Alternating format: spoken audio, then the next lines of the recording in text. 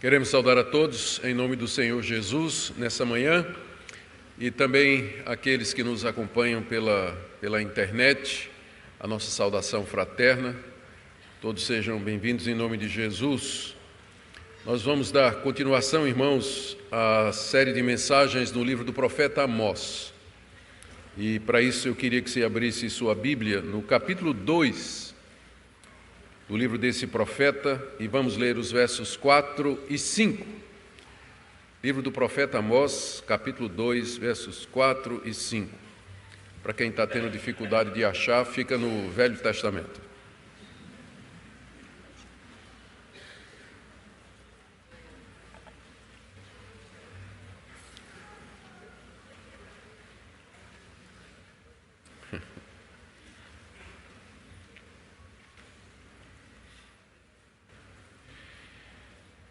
Amós capítulo 2, versos 4 e 5. Assim diz o Senhor: por 3 transgressões de Judá e por 4 não sustarei o castigo, porque rejeitaram a lei do Senhor e não guardaram seus estatutos. Antes as suas próprias mentiras os enganaram e após elas andaram seus pais. Por isso meterei fogo a Judá, fogo que consumirá os castelos de Jerusalém. Até aqui, queridos, a leitura da palavra de Deus. Nas mensagens anteriores nessa série, nós vimos como Deus levantou Amós, que era um pequeno agricultor. Ele cultivava figos na região de Tecoa, no Reino do Sul, em Judá. Era pastor de ovelhas, na verdade ele era proprietário de rebanhos, mas Deus o levantou e o enviou ao Reino do Norte, Israel, com o objetivo de anunciar ali os pecados do povo de Deus e anunciar o castigo que se aproximava. Amós, então, sai do Reino do Sul, lá da região de Tecoa, atravessa o país, entra em Israel e, quando chega em Betel, que é um dos centros religiosos da nação de Israel, ele começa, então, a profetizar, mas primeiro contra as nações que estavam ao redor de Israel, nações pagãs, nações que não conheciam a Deus, que eram inimigas do povo de Israel e que mantinham um estado de guerra constante. E ele profetiza então contra 6 daquelas nações, porque elas haviam chegado ao limiar da sua iniquidade. Deus, na sua paciência, suportou a iniquidade, a imoralidade, a idolatria, a corrupção daquelas nações durante um tempo, mas agora, naquilo que Amós vai chamar de a 4ª transgressão, a paciência de Deus chegou ao fim. Então Amós anuncia que Deus haveria de castigar aquelas nações,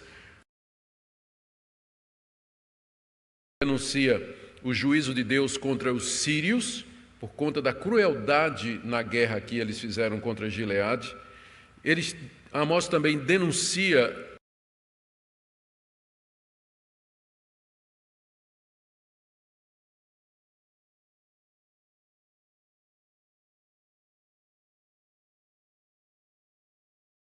contra Edom, por conta do ódio nutrido no coração contra a nação de Israel, também contra Amon, porque rasgou os ventres das mulheres grávidas quando invadiu Gileade, e também contra Moabe, porque os moabitas não renunciaram à vingança e queimaram os ossos do rei de Edom até virar pó.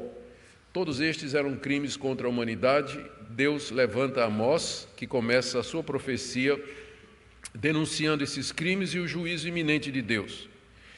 Mas aí Amós se volta agora contra Judá, seu próprio país, povo de Deus, com quem Deus tinha uma aliança, e era a nação mais próxima de Israel. E ele anuncia o juízo de Deus também contra o seu próprio povo.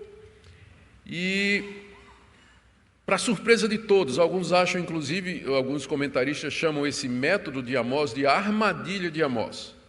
Funcionou da seguinte maneira: ele chega em Israel e diz: Deus vai destruir Amon, aos israelitas. Muito bem, se é um povo pagão, povo contra Deus, fez todas essas barbaridades aí. Aí Amós disse: e o Senhor também vai destruir os filisteus, aos israelitas. Muito bom, fantástico, tem que fazer isso mesmo, esse povo merece. E também assim diz o Senhor: eu não vou perdoar os moradores de Tiro, os fenícios, aos israelitas: puxa vida, Deus é muito bom, é justo, Senhor, desce fogo contra esse povo. Aí, para surpresa de todo mundo, Amós diz: e eu também vou castigar Judá. Aí os israelitas devem ter dito: é justo também, nós estamos brigados há mais de 100 anos, é um pessoal arrogante que queria cobrar impostos, é isso mesmo, manda fogo em Judá.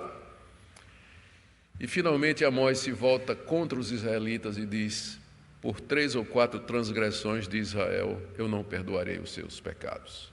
É como se Amós estivesse colocando o laço no pescoço e fosse puxando devagarzinho. Quando os israelitas descobriram, eles eram o principal alvo do ministério de Amós. Nós veremos o que Deus tem contra Israel no próximo domingo, queira Deus, continuando o nosso estudo. Mas hoje, pela manhã, nós vamos ver a profecia contra o reino do sul, contra Judá. Quais foram os pecados dos judaítas que levaram o leão a rugir contra eles? Lembrando que é assim que Amós apresenta Deus no verso 2 do capítulo 1. O Senhor rugirá de Sião e de Jerusalém fará ouvir a sua voz. Quais foram os pecados da nação de Judá que levaram o profeta Amós também a denunciar? Eu vou enumerar aqui 4 pecados mencionados pelo profeta, estão todos no verso 4. E depois o juízo que o profeta disse que Deus traria sobre a nação, que está no verso 5.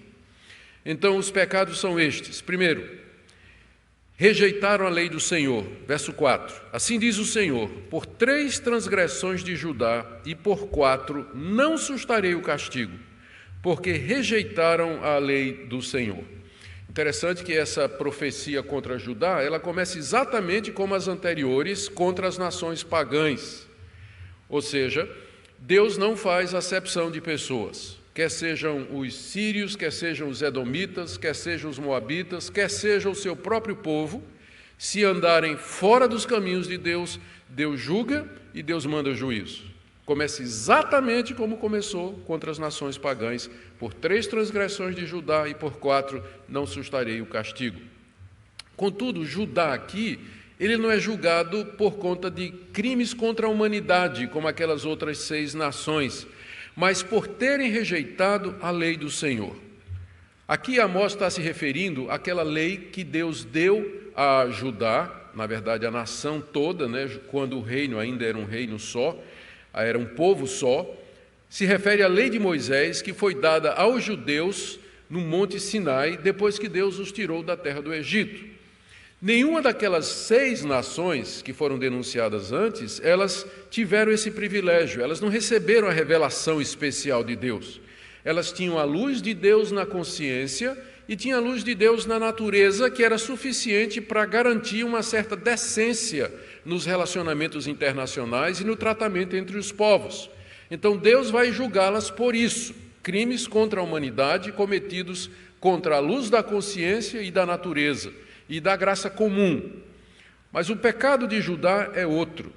Judá havia recebido aquela revelação especial do próprio Deus, através de Moisés. Na lei que Deus deu aos israelitas, ele diz qual é o seu nome: Yahweh. Ele diz quem ele é o Criador de todas as coisas, o único Deus verdadeiro. Ele anuncia seu plano, que era da descendência de Abraão trazer alguém que seria o Salvador do mundo. Ele anuncia a sua aliança, feita com Abraão, Isaque e Jacó, e com a sua posteridade. Ele fala das promessas de entregar a terra, de dar um reino, de trazer o Redentor. Tudo isso estava na lei que Deus deu a Israel, especialmente de que maneira ele deveria ser adorado, de que maneira Deus queria ser cultuado. Além disso, haviam leis que falavam do relacionamento com o próximo, relacionamento com as nações vizinhas e como eles deveriam viver como família, como povo de Deus. E Deus havia determinado que os israelitas seguissem e obedecessem de coração a essas leis, porque eram justas e boas revelavam o caráter santo de Deus. Ele não era como os deuses pagãos, mas ele era um Deus santo, um Deus justo, verdadeiro e misericordioso, e as suas leis revelavam isso. E essas leis mostravam o caminho da salvação, de que forma aqueles judeus poderiam ser perdoados dos seus pecados e entrar na vida eterna. Tudo isso prefigurado no sacrifício de animais e na intercessão dos sacerdotes levitas. Essas leis faziam de Israel uma nação distinta das outras leis, das outras nações. Eles eram, assim, um povo único, um povo que Deus havia escolhido dos demais povos, um reino de sacerdotes, uma nação santa, um povo exclusivo de Deus.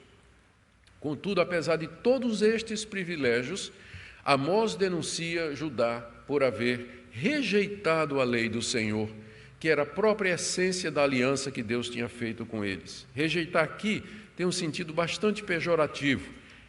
Descartar, enjeitar, tem uma atitude de desprezo. É isso que rejeitar significa. É interessante que quando Amós disse essas palavras, quem era rei em Judá era o rei Uzias. E Uzias tinha tido um pai que tinha sido muito piedoso e justo e que andava nos caminhos de Deus, era o rei Amazias. Uzias seguiu no caminho do seu pai e ele temia Deus, e ele fez muitas reformas religiosas em Judá, e Deus o fez prosperar economicamente e militarmente. Quando Amós proferiu estas palavras, o reino de Judá vivia um período de prosperidade, tanto econômica quanto militar. Entretanto, isso não tinha sido suficiente para que Deus apaziguasse a sua ira. Em que Judá havia rejeitado a lei do Senhor? Qual era a quarta transgressão, o limite, a gota que transbordou? Pelo que nós lemos, primeiro foi a adoração de outros deuses durante o governo dos reis anteriores, como Jeorão, Acasias, Joás. Judá rejeitou o primeiro mandamento, não terás outros deuses diante de mim. Rejeitou o segundo mandamento, não farás para ti imagem de escultura. Rejeitou o terceiro mandamento, não tomarás o nome do Senhor teu Deus em vão, que era o que eles faziam quando adoravam Deus juntamente com outros deuses. Rejeitou o quarto mandamento, que separava um dia especial para culto a Deus e dedicação a Ele somente. Judá rejeitou a lei do Senhor. O tempo de Amazias e Uzias foi um breve intervalo naquela idolatria que começou com Jeorão e continuou até o ímpio rei Acás. Durante todo esse tempo, o povo nunca parou de adorar deuses estranhos nos altos dos montes, embaixo das árvores, nas suas próprias casas e até mesmo no templo, onde tinham imagens de deuses estranhos. Tudo isso provocou a ira de Deus contra o seu próprio povo. Ele não estava irado contra Judá por conta de crimes contra a humanidade, como aquelas nações que antecedem o julgamento ou a profecia de Amós, mas o pecado de Judá era que havia rejeitado aquela lei justa, boa e santa que Deus lhe havia dado. E Deus considerava esse pecado tão grave como aqueles pecados cometidos pelos pagãos contra os quais Amós também profetizou. Segundo pecado aqui, o primeiro que Amós anuncia é que eles rejeitaram a lei do Senhor. O segundo está ainda no verso 4, rejeitaram a lei do Senhor e não guardaram os seus estatutos. Há uma diferença entre a lei do Senhor e os seus estatutos. A lei do Senhor é mais ampla, os estatutos estão contidos na lei do Senhor. São as normas, as orientações e as instruções que Deus havia dado a Moisés e que, juntamente com os 10 mandamentos, compunham aquilo que nós chamamos das leis civis, que guiavam o relacionamento dos judeus entre si e com os outros povos, e as leis cerimoniais que tinham a ver com o culto, sacrifício de animais, o ministério dos sacerdotes, ofertas e assim por diante.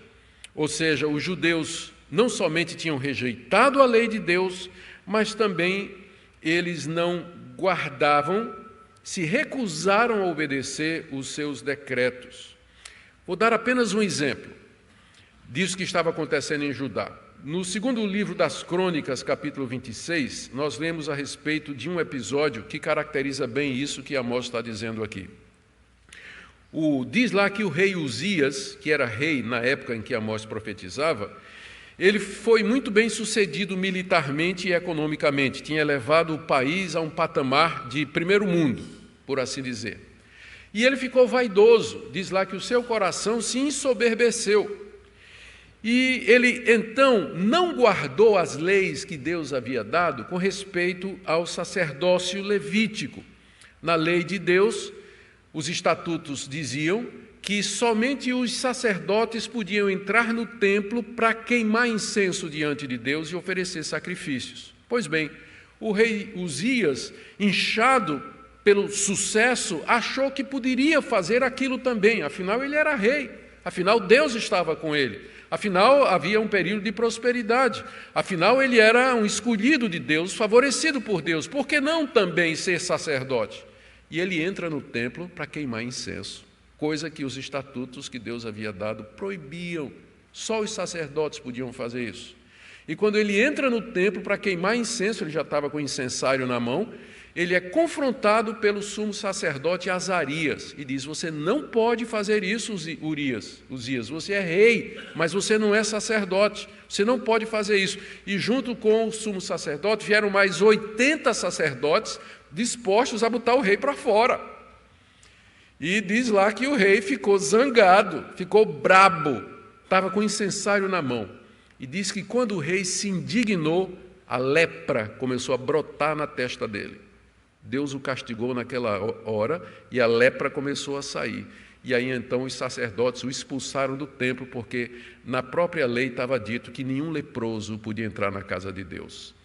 E Urias teve que viver o resto da sua vida na sua própria casa, isolado de todo o mundo. Esse é apenas um dos exemplos em que a nação de Judá não estava guardando os estatutos de Deus, a começar do próprio rei.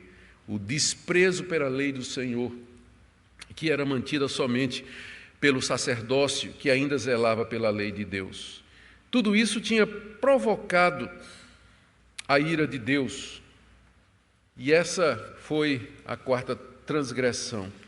Nessa época, o profeta Isaías, que é contemporâneo de Amós, ele também denuncia durante o tempo do rei Uzias, que os moradores de Judá haviam se recusado a seguir os mandamentos de Deus. Se você depois quiser ler no livro do profeta Isaías, capítulo 1, verso 17, Isaías denuncia a opressão dos pobres. É claro, havia um período de prosperidade, mas como é que a nação se tornou próspera? Explorando os pobres, os órfãos e as viúvas. Ele denuncia também o suborno, a corrupção entre os juízes e príncipes, Isso você encontra no capítulo 1, verso 23. Você encontra no capítulo 1, verso 23 de Isaías, a denúncia da corrupção e suborno dos magistrados daquela época. Porque eles não guardaram os estatutos do Senhor, Deus haveria de puni-los por esses pecados como as nações. Vocês percebem que para Deus não tem acepção de pessoas. O mesmo Deus que julga os edomitas e os moabitas por crimes contra a humanidade é o mesmo Deus que se volta contra o seu próprio povo, quando o seu próprio povo rejeita a sua lei e não anda nos seus estatutos e nos seus mandamentos. Terceiro pecado de Judá está aí no verso 4 ainda. Vou ler o verso 4 de novo. Assim diz o Senhor: por 3 transgressões de Judá e por 4 não sustarei o castigo. Porque, primeiro, rejeitaram a lei do Senhor. Segundo, não guardaram os seus estatutos. Terceiro, antes as suas próprias mentiras os enganaram. Mentiras aqui são os falsos deuses. São os falsos deuses. É assim que, com frequência, a Bíblia se refere aos falsos deuses, como vaidade, inutilidade, abominação ou mentira. Os falsos deuses são a personificação da mentira, porque eles representam e se apresentam como sendo alguma coisa que não são, porque eles não existem. Eles são mentira, eles não existem. E naquela época havia muitos deuses que estavam sendo adorados nas nações vizinhas e que haviam sido trazidos para dentro da nação de Judá. Baal, Milcom, Astarote, Renfã, Moloque, Azera, Nebo, Dagon. Esses são apenas alguns dos nomes das centenas de deuses adorados por aquelas nações. E aqui Amós diz Isso é mentira. Vocês estão seguindo as mentiras, ou seja, uma ideia a ideia errada de que existem deuses além do único Deus verdadeiro, que é o Deus que escolheu vocês e com quem vocês têm uma aliança. Eles são chamados de mentira, primeiro porque eles não existem, eles são fruto da invenção do homem. Segundo, eles servem para desviar os israelitas da adoração do único e verdadeiro Deus. Terceiro, isso serve de autoenganação, porque os israelitas, ao adorarem essas mentiras, esses deuses falsos, eles estavam acreditando nos profetas desses deuses que prometiam prosperidade, salvação e vitória contra os inimigos, acreditavam que esses deuses podiam escutar as orações e aceitar as ofertas que eles estavam fazendo, acreditavam que esses deuses poderiam abençoá-los, livrá-los dos inimigos, e por isso os israelitas os adoravam nos altos dos montes, debaixo das árvores, dependendo do tipo de Deus, e durante algum período, até mesmo dentro do próprio templo de Deus, colocando imagens desses deuses dentro do santuário, coisa que era proibida, trocando assim a verdade de Deus pela mentira desses falsos deuses. E se iludiam, pensando que Deus poderia aceitar esse tipo de culto sincrético. O sincretismo é uma mistura do cristianismo com outras religiões. Então, ele era praticado em Judá. E os judeus se auto-iludiam, pensando que Deus aceitaria esse tipo de coisa. Por isso que Amós diz aqui, as suas próprias mentiras os enganaram. Eles fizeram para si deuses mentirosos e com isso se auto-enganaram, se auto-iludiram, pensando que isso era a coisa certa ou pensando que isso seria agradável ao próprio Deus. Deus jamais aceitaria ser adorado juntamente com Baal, Milcom, Astarote, Renfã, Moloque e todos esses deuses. Mas agora vem o quarto pecado da nação de Judá. Final do verso 4. Depois de dizer que as suas próprias mentiras os enganaram, se referindo aos falsos deuses, Amós diz, após elas andaram os seus pais. O que ele quer dizer é, essa geração está fazendo a mesma coisa que a geração anterior fez. Os filhos estão cometendo o mesmo pecado que os pais cometeram. Porque os pais fizeram isso, eles também estão fazendo, como se isso legitimasse a mentira, como se a tradição legitimasse a mentira. Eles estão andando segundo esses deuses, deuses falsos atrás de quem os seus pais também andaram. E aqui é o quarto pecado que é enumerado, que é exatamente andar no caminho dos seus pais, quando esse caminho é errado. Andar aqui no hebraico significa seguir alguém como um vassalo, e é frequentemente a expressão usada no Antigo Testamento para se referir à adoração de outros deuses. Andar após outros deuses significa ser devoto daquele Deus, seguir aquele Deus, adorar aquele Deus, prestar culto àquele Deus. O politeísmo, que é seguir após outros deuses, ele sempre esteve presente entre os israelitas, desde que eles saíram da terra do Egito. Lá no Egito, durante os 430 anos que os filhos de Abraão ali moraram, eles aprenderam a adorar os deuses do Egito. E nunca se livraram da ideia de que existem deuses e não um Deus somente, ainda que esse Deus tenha se apresentado a eles. Lá no Egito, durante os 40 anos, vocês conhecem a história, qual foi o primeiro pecado conjunto da nação de Israel? Enquanto Moisés subiu ao alto do monte para receber a lei. Quando Moisés desce, o que é que ele encontra? Bezerro de ouro.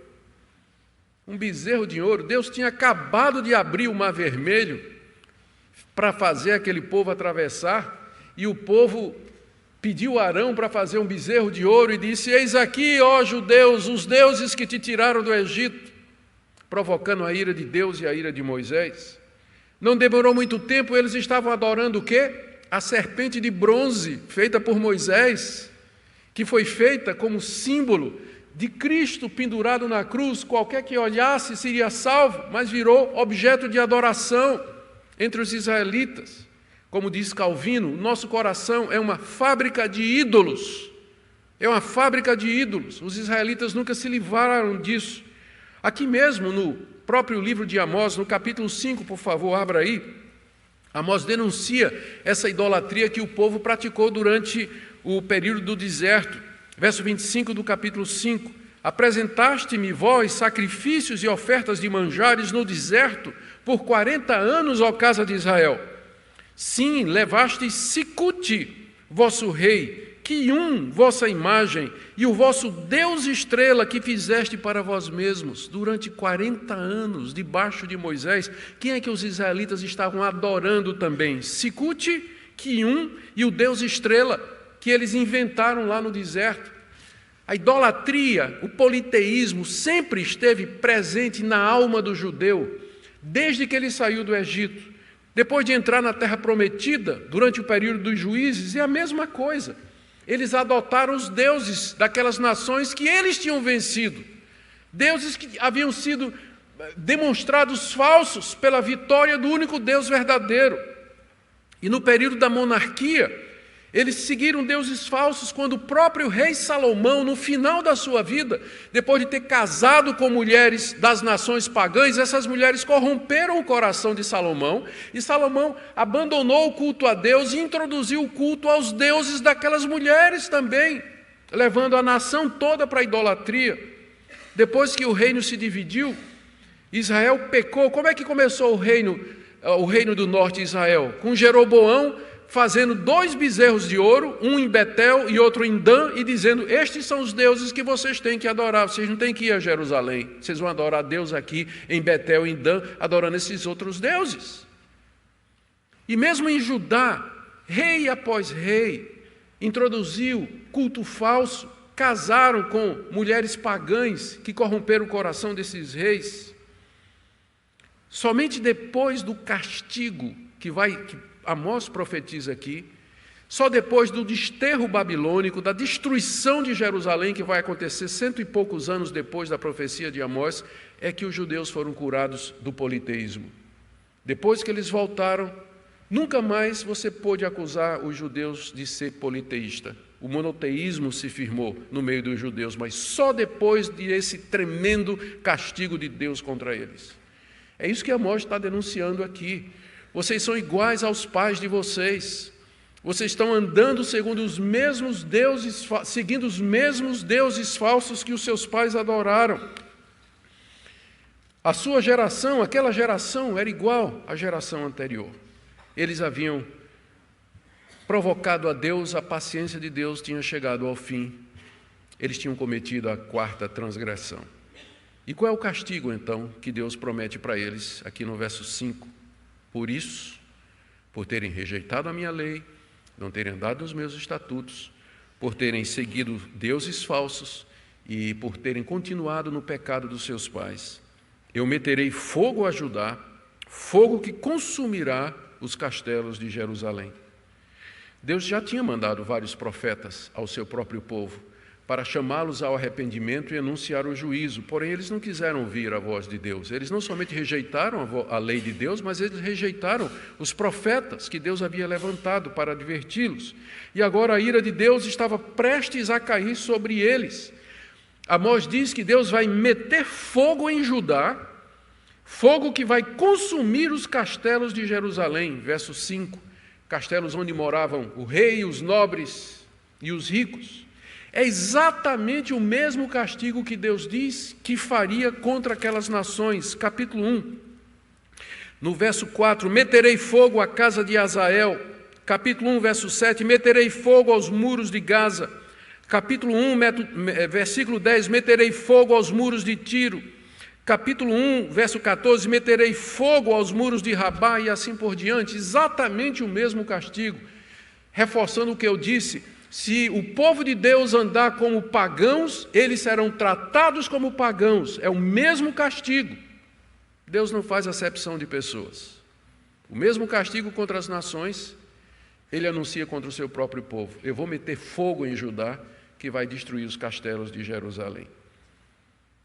Meter fogo e destruir os castelos significa destruição por meio de incêndio causado pela invasão de uma nação inimiga muito mais poderosa. E isso aconteceu literalmente 150 anos depois que Amós disse essas palavras. No ano 605 a.C., o rei Nabucodonosor, rei do crescente império da Babilônia, que já havia destruído a Síria e havia conquistado quase todos os países do Oriente Médio, ele marcha contra Judá durante o reinado do rei Jeoaquim. Você pode encontrar o relato no segundo livro das Crônicas, capítulo 36. E Jeoaquim era um daqueles reis que tinha feito o que era mal perante o Senhor. Nabucodonosor toma Jerusalém, leva Jeoaquim cativo para a Babilônia e saqueia o templo do Senhor. Leva o candelabro de ouro, provavelmente foi aqui que a arca foi também. Leva os demais utensílios, deixou a casa de Deus sem praticamente nada. 20 anos depois, o filho dele, Nabucodonosor II, no ano 586, dessa feita invade para arrasar com tudo. Você pode ler no capítulo 25 do segundo livro dos Reis. Ele matou os velhos, matou os jovens, as mulheres, as crianças. Ele saqueou o que restava no templo, saqueou os palácios, e diz no segundo livro dos Reis, 25, de 8 a 9, que ele queimou o templo e queimou toda a cidade e destruiu os muros da cidade, cumprindo literalmente o que Amós tinha dito 150 anos antes: meterei fogo em Judá, que destruirá os castelos de Jerusalém.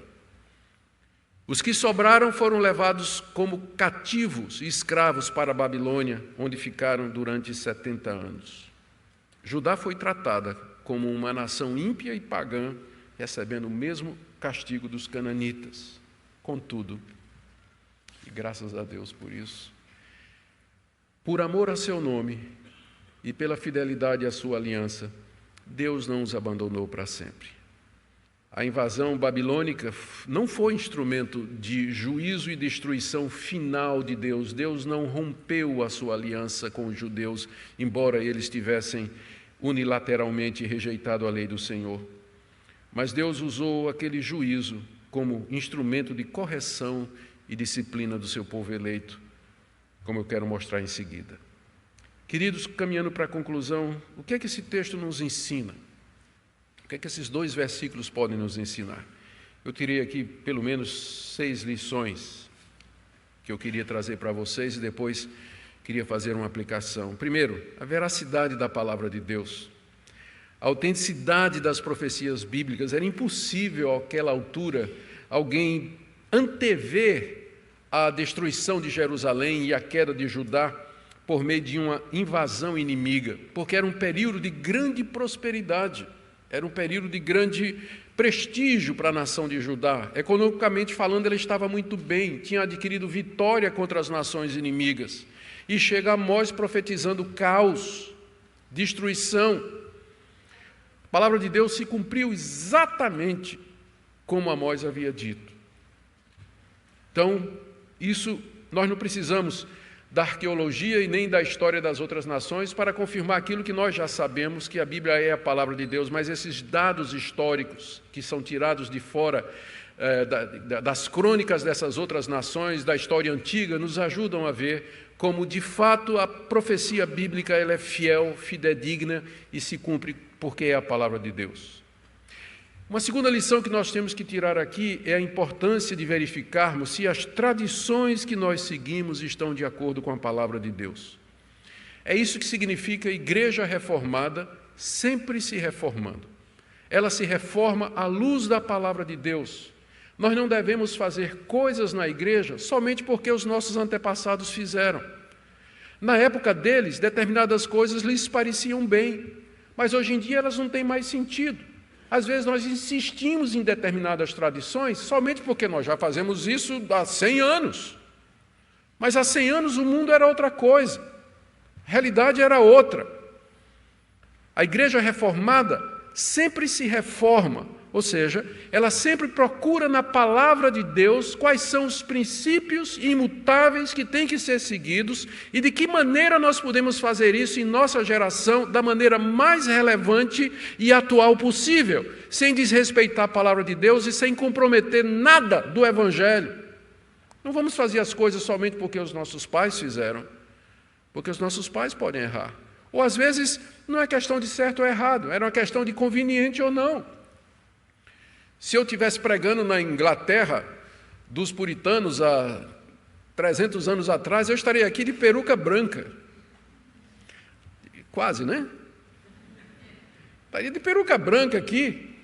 Luciano não estaria aqui cantando, no máximo estaria tocando órgão de tubo, olhe lá. Quando introduziram o violão na igreja, foi uma coisa horrível, nós nunca fizemos isso. E no dia que apareceu o primeiro pastor sem peruca para pregar, você imagina o escândalo que foi na igreja, né? Deve ter sido. Nós não devemos fazer as coisas somente porque é tradição. Nós devemos ver o que é que a Bíblia diz, o que é bíblico, o que é que a Bíblia exige. E a igreja ela pode se reformar, ela pode se adaptar, se adequar às necessidades do momento, sem ferir os princípios da palavra de Deus.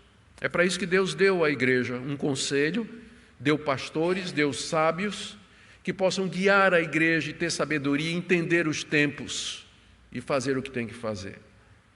Terceira lição que nós podemos aprender aqui é que a nossa responsabilidade diante de Deus é muito maior do que daqueles que nunca ouviram a lei de Deus, que nunca ouviram o evangelho do nosso Senhor Jesus Cristo.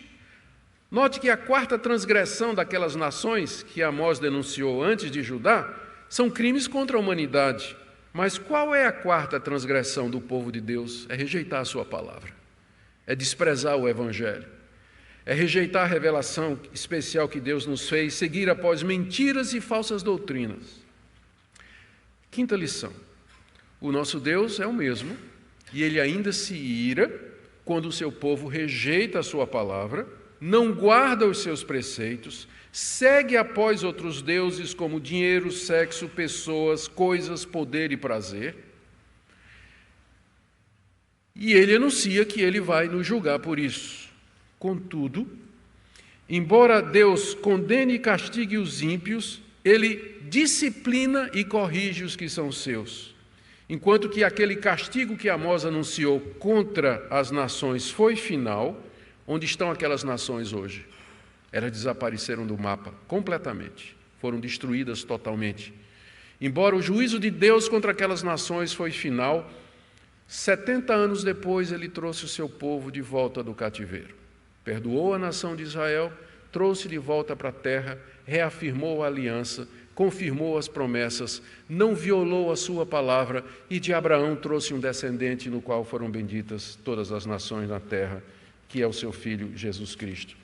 Deus fez isso somente por conta da obra de Cristo, nosso mediador. A misericórdia de Deus com o seu povo, que Amós vai falar mais adiante. Ele ainda não está falando da misericórdia de Deus, por enquanto é só pauleira.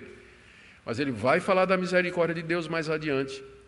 É somente por conta de Cristo Jesus e do que Ele fez na cruz do Calvário e que estava prefigurado nos sacrifícios diários feitos no templo de Jerusalém, na frente de todos os moradores de Judá. Por isso a ira de Deus não nos destrói. Ele nos disciplina, corrige, mas não nos trata como aos ímpios e aos rebeldes e aos incrédulos. Eu termino com aplicações práticas. Louvemos a Deus, meus irmãos, pela misericórdia dEle em Cristo Jesus.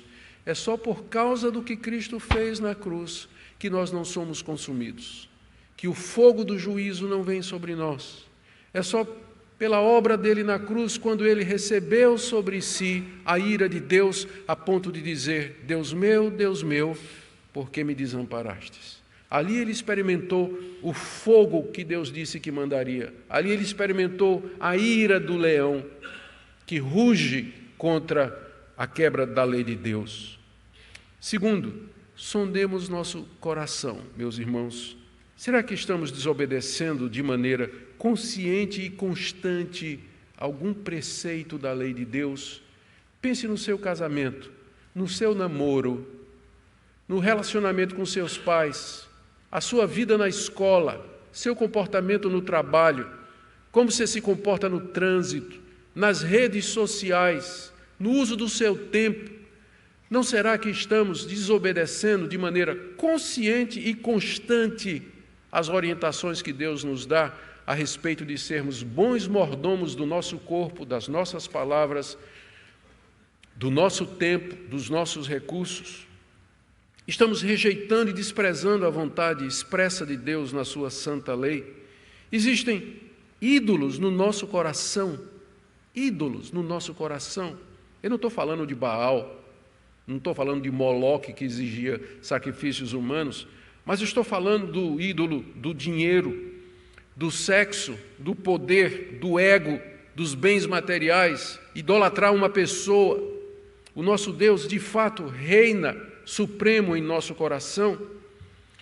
Examine a sua consciência. Talvez você esteja se auto-iludindo, seguindo após uma mentira, pensando que o fato de você ser membro de uma igreja vai garantir a você algum privilégio diante de Deus. Você já viu aqui que diante de Deus não tem acepção de pessoa. Se você é um membro de uma igreja, mas anda como um pagão, Deus vai lhe tratar como pagão.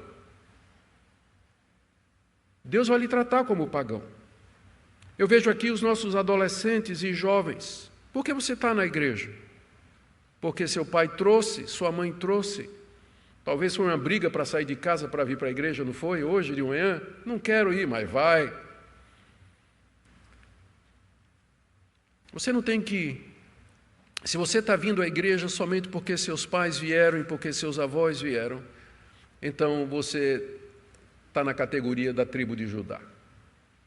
Você está enquadrado na mesma coisa. O que Deus quer de você é um coração voluntário e sincero. Você tem a oportunidade de por si mesmo se arrepender dos seus pecados, manifestar a sua fé, professar a sua fé em Cristo Jesus. E por último, queridos, que o nosso Deus nos dê graça e misericórdia para vivermos diante dEle. Que nós contemplemos a sua severidade, mas também a sua misericórdia na pessoa de Jesus Cristo, nosso Salvador. Fiquemos em pé e vamos orar encerrando, meus irmãos, essa parte.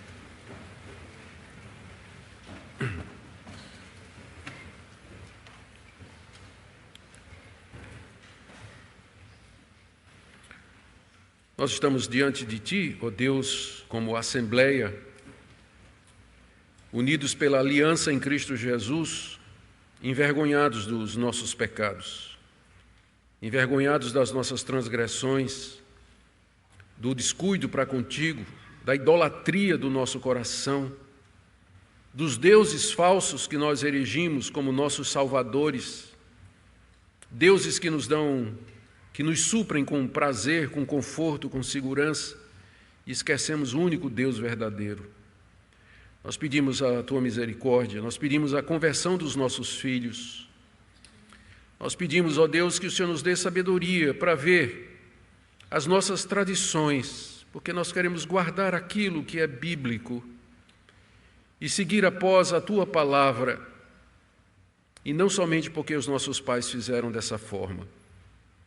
Dá sabedoria ao conselho dessa igreja, aos seus presbíteros, aos seus pastores, para que nos conduzam no culto que Te é agradável e numa vida cristã comunitária que seja aceitável diante de Ti. Abençoa cada um dos membros dessa igreja, aqueles que nos visitam nesta manhã também, que essa palavra seja usada por Ti em cada coração, também aqueles que nos ouvem pela internet. E guarda-nos, ó Deus, no restante desse dia dedicado ao Senhor, o dia do Senhor. Em nome do Senhor Jesus, por quem todas estas bênçãos vêm, nós pedimos.